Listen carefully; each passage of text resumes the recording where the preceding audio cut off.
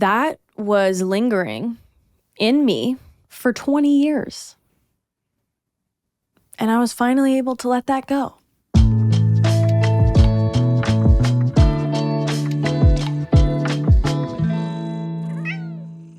Hello, my lovely humans. Did you think I forgot about you this week? Don't worry, I did not. Great news, though. I just got my certification to be a Reiki practitioner. So that's where I've been busy. That was literally 2 days ago that I got certified. I got my certificate and everything. So if you need a little Reiki, hit a girl up. So with this whole Reiki experience, I'll tell you like how this came about. If you don't know what Reiki is, first of all, it's a type of hands-on energy healing, and it originated in Japan, but in my opinion, it probably dates back further than when it actually said that it originated. I totally think Jesus was doing Reiki.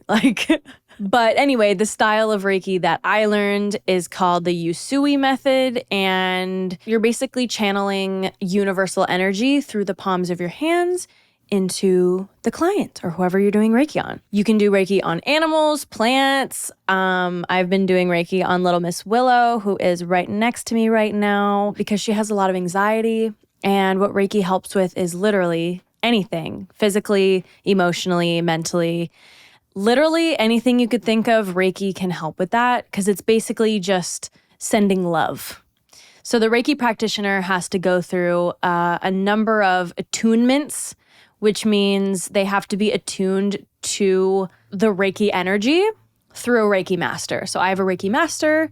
I got my Reiki level 1 in 2018. And the story is actually quite funny. I almost didn't get it because I was like, what the fuck is the purpose? Like, I didn't really understand what it was. But in 2018, my mom signed me up to do level 1 with her and my sister. So it was like me, my mom, and my sister all doing Reiki level 1 together. And I was 19. I had no idea what the fuck Reiki was. I didn't really know if I believed in it or understood it.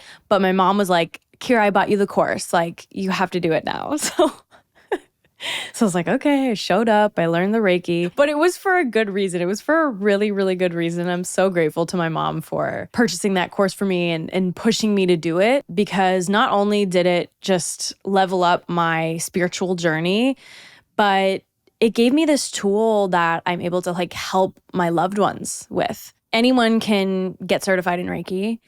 Anyone can do Reiki. Anyone can receive Reiki. All Reiki does is just send universal source energy through the person channeling the Reiki into the client or whoever. It's all positive energy, no negativity. It requires such little effort. And basically the Reiki just kind of goes into wherever the person needs it most. So I think I mentioned in an episode that I did with Lauren, my wife, I gave them a lot of Reiki during their joint pain. They had like a flare up in their chronic joint pain and it was really painful for them and they couldn't even sleep. Anyways, I'll link that if you want to go check it out. But I gave them a lot of Reiki during that process and it really, really helped them feel better and also like get to the root of what the chronic joint pain was caused by. Anyways, so around like Christmas, I think before Christmas, I just had this, I was meditating. I was doing like a yoga sequence that involved a lot of like meditation. And it just came to me, oh my God, you need to get your Reiki level 2. You need to do the course to become a Reiki practitioner. And I didn't really have like a solid reasoning for this, but it was kind of just like my intuition leading me to do it. And the idea of it really excited me. So that's how I knew to go into it. So I emailed my Reiki master. I'm like, hey, I want to do level 2. And lo and behold, February 2024, I got my certification. So that was last week and this week. And let me tell you, that shit is powerful as fuck, dude. Like, I'm going to tell you kind of how it's like assisted me in my own healing journey and how it also is going to open up a door for me to spread more love to those around me. So a thing that I've kind of been pondering about lately, and I made another episode about this titled, I don't know how to have fun anymore. This has kind of been like a recurring feeling / theme that I've been experiencing probably since the start of the pandemic. I almost feel like my brain has shut off the capacity to experience pleasure. And of course, like I can experience some pleasure, but it's just not full. It's not as often. It's not as much as I used to. I've found it to be really hard to just like let loose and have fun and not care about who's watching or who might be judging me or whatever. Like I have been keeping myself very safe and protected and reserved. But in doing so, I have lost a lot of joy in my life. I've lost the feeling of experiencing joy. And it sucks. It's affected my sex life. It's affected my view about my body. It's affected me just doing the activities I love to do because they don't bring me as much joy. And I talked about this on my TikTok. I'm like, I don't know if I'm depressed. Like, is this a low-level depression? Like, what's going on? But I kind of got to the bottom of it recently around when I was doing my Reiki training, and I'm going to share that with you. So remember how I said to get your Reiki, you have to do these attunements? So basically the Reiki master will call upon the founders of Reiki to initiate this new person into Reiki. So these attunements basically involve like me, the student, being in a meditative state, and the Reiki master, you know, it's like a ritual thing. I don't know exactly what she's doing because I have my eyes closed, but it's like it's an initiation into Reiki. And after, I think, my second attunement, we did the first 2 attunements online and the last attunement in person.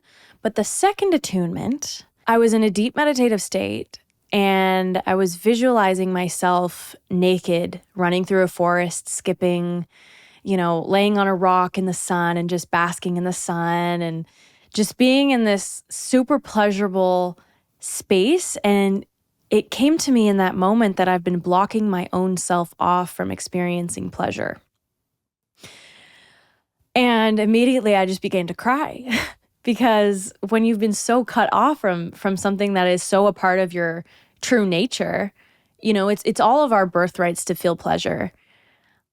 I realized that I hadn't been allowing myself to feel that. And I just got so emotional, started crying during the attunement. And my Reiki master said that, you know, during this process, there's probably going to be a lot of emotions that come up. With attuning yourself to Reiki comes possibly some emotional turmoil.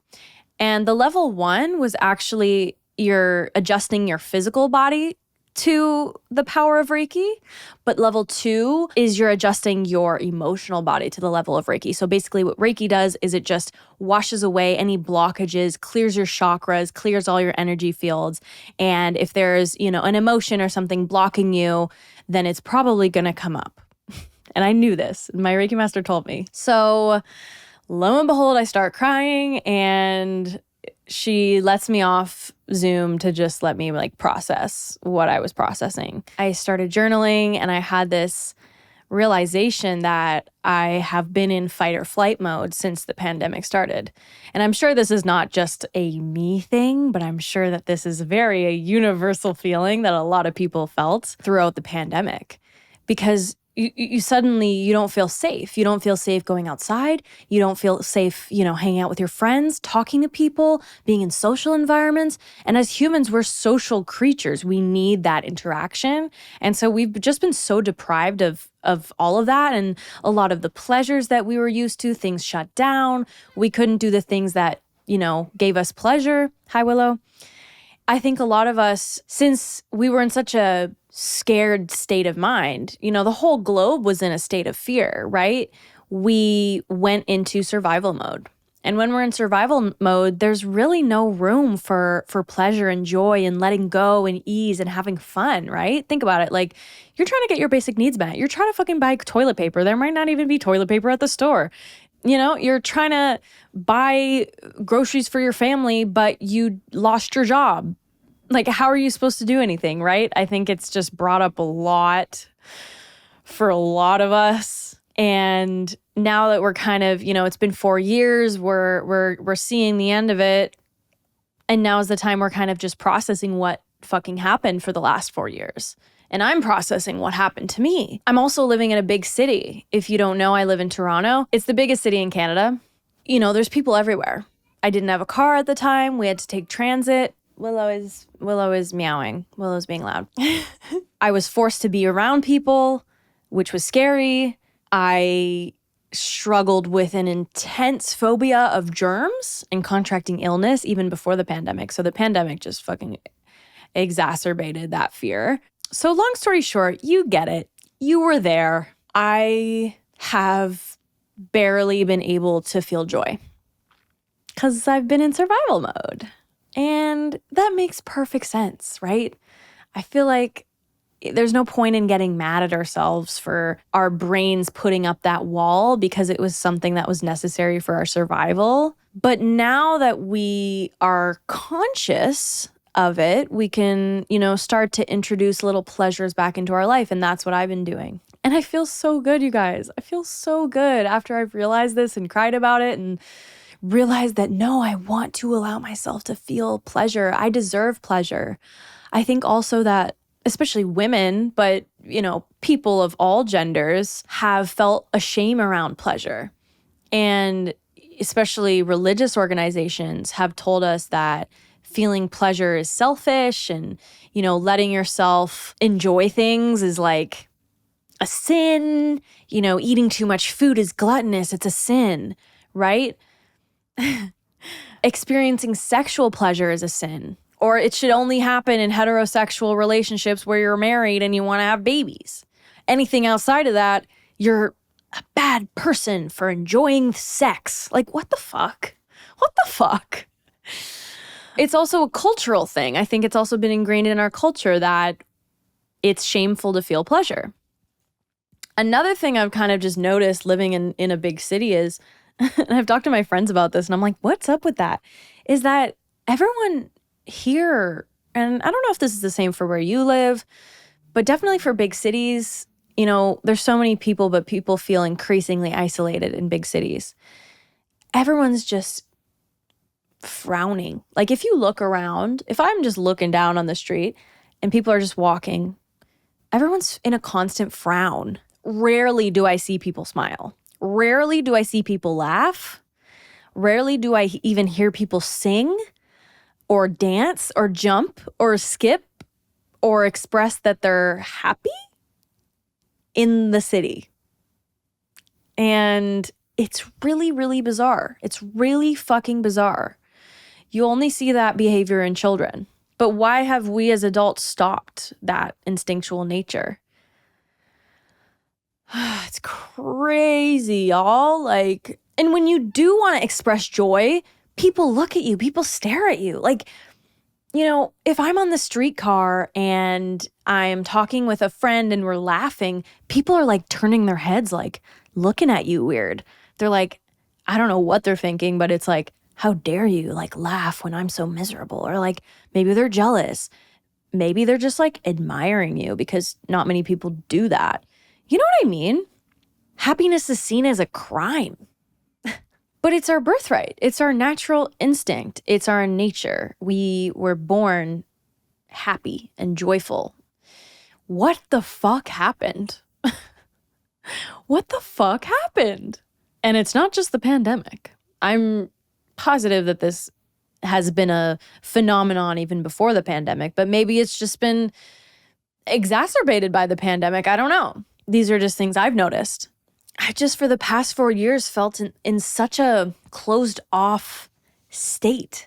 Almost like I'm keeping myself restrained and restricted from expressing myself, especially out in public. I can do it online. As you guys know, I don't have a problem expressing myself online, but in person, it's much different. Willow is merping right now, if you hear her. But I don't want that miserableness for anyone. I don't want that for you. I don't want that for me. I want us to have fucking fun in this life. What is the point of this life if not to have fun? We're not on this earth to just fucking make ends meet, make money, and struggle and waiting for some future occurrence to happen to be happy. I know that's what it seems like. That's what we're here for, but it's really not. It's not. We don't have to be imprisoned in fear. I don't want to be imprisoned in fear anymore. I've just been facing so much of my darkness lately and just really taking a good look at it and examining it and, thanking it for all it's done up until this point and releasing it. That's what I've been doing. That's the fucking healing journey. And if anyone tells you otherwise, they're not on their healing journey, because a lot of the healing journey, it's not all love and light. It's fucking dark. It's dark. But you have to feel the dark to feel the light. Ooh, okay, this goes back to my Reiki experience and everything. So on the last weekend, I went to a sound bath. It was beautiful. If you live in Toronto, check out Good Space, the yoga studio. It's on Dufferin and Queen. It's my favorite fucking space to do anything in. It's such a good environment. It's so body positive, neurodivergent friendly. The people are nice. The instructors are nice and kind. There's no strict expectations. I unfortunately am moving away from it, so I won't be going there anymore. But if you ever get the chance to go to Good Space, go to it. Anyway, so I went to a sound bath, gong bath, Kundalini yoga practice. It was 2 hours. It was last Saturday. I went by myself, and during the meditation, so we're guided through these really intense breathwork exercises. They're meant to activate your Kundalini energy. We're doing that. It kind of puts you in a really almost dreamlike, maybe possibly psychedelic state of mind, even though there's no substances involved. And we can do some really deep healing when we do those kinds of things, especially with sound healing, the crystal bowls, the gong, everything was popping off. And when I was meditating, I had a flash of, trigger warning, horror movies. The possessed girl in The Ring, if you've ever seen that horror movie, just picture a young girl, brown hair, kind of looks like me, but her face is dismembered and she's possessed. So she's dead. She's half dead and she looks really scary and she's got blood everywhere and maybe she's wearing a white nightgown. Anyways, sorry to plant that in your head, but that face came to me during the meditation. Okay. And I was thankfully I was in such a deep meditative state that I let it pass without too much fear, without jolting myself awake out of the meditation. I kind of saw it and I was I noted it and I was woo, that's weird. Ugh. And then after that, I had another flash of a very disturbing image of some black smoke or something coming out of my mouth and someone pulling black shit out of my throat. Ugh, even just talking about it makes me, okay, anyways, you get it. Very disturbing imagery. I actually forgot about what I saw until I got home. Lauren and I were taking a shower together, and I finally remembered what I had seen in the meditation. And I was describing it to Lauren, and Lauren was getting all freaked out, and I was getting freaked out. And as I was describing it, I started panicking and crying. And I realized that that's my scared inner child. That girl, that creepy girl, is a part of me. She's me. She's my shadow. She's my inner demon. And when I closed my eyes, I just reached out to her and I hugged her. And she hugged me back. And I felt in that moment so much relief. I had just accepted and shown love to a part of me that's been shunned away and scared for so long since I was a child. It's the part of me that felt like no one wanted me to exist on this earth. It's the part of me when I was a child that felt abandoned by everyone and neglected and not wanted. So in this moment in the shower, when I was seeing this creepy face, I realized that that's how the world had made me feel when I was a child. But I hugged her. And the black smoke, I believe, was stuff being released from my body that didn't serve me anymore. Icky feelings, feelings of depression, feelings of apathy that I just simply did not want to hold in my energy, in my body, in my energetic field any longer, because a long time ago and continuously every day, I've been choosing life. I've been choosing to live and make the most out of my life and have the best life ever. I've made it this fucking far. I might as well live, and I might as well do something amazing with my life and have fun. And I think we can all make that choice, whether we want to really live. And that's choosing ourselves. That's choosing to accept and embrace all parts of us, even the dark, scary parts that we don't want to look at.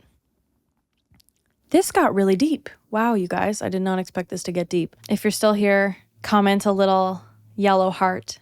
This is the kind of deep healing work that a lot of people don't talk about when they are talking about they're on their healing journey, their healing girl era, whatever. It's not pretty. It's really, really dark. It can be. But once you get through that dark, and trust me, it doesn't last long. Like this whole thing in the shower that I was describing to you lasted probably 5 minutes. And in that 5 minutes, I was able to see my shadow self, hug her, and give her love, and then she dissolved. She went away. I didn't see that scary image in my mind anymore. And after that moment, I felt so much more like myself, you guys, like not burdened by the feeling, this deep feeling that's been, with me since I was a child, that I shouldn't belong here and that I don't deserve to live here and that people don't want me here. That was lingering in me for 20 years. And I was finally able to let that go. And I'm really, really proud of myself. I'm really fucking strong and resilient. Whenever you do this hard inner healing work, you guys, like so much immeasurable light comes out of it. I sang by myself on the street today as I was walking home from my yoga class, and I was listening to SZA in my headphones. I was singing out loud, and I can't tell you the last time I did that. I haven't allowed myself to do that. I have been opening myself back up to physical intimacy with both myself and my partner, which is, again, something that I cut off for so long because I was scared. Thank you for listening to me. I don't know if you're even still here listening to me, but thank you for just being here and tuning in every week and listening to my healing journey. And I hope something in this resonated with you. I hope that something stuck with you, and whatever it is, let me know in the comments. I read my comments and I love responding to you guys. Invest time, energy, money in yourself this week, this month, this year, for the rest of your life. Investing energy, time, whatever it is into yourself is never a waste. And it's always going to benefit you in the long run. And remember that your current state predicts your whole external reality.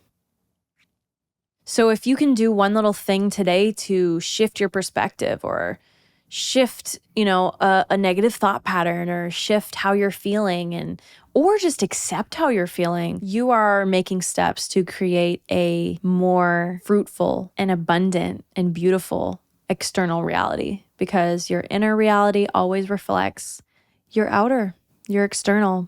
And since I've been on this healing journey, I've experienced way less street harassment, way less accidents and issues and scary things in my life, because I've addressed the scary things that are inside of me. And I know it's hard, but I encourage you to do the same. And also just know that you don't have to do this alone. I encourage you to have some support. And I know I'm only, on here on the screen. But if you want to DM me, if you want to like vent in the comments below, this is a safe space, a safe space with Kira Graves. So if you need to lean on me for support in whatever way, I am so here for you. I think that's it for the episode. Thanks for listening. I love you as always. Mwah. Have a wonderful, joyous, beautiful day. And I pray that you experience more joy and pleasures in your life going forward.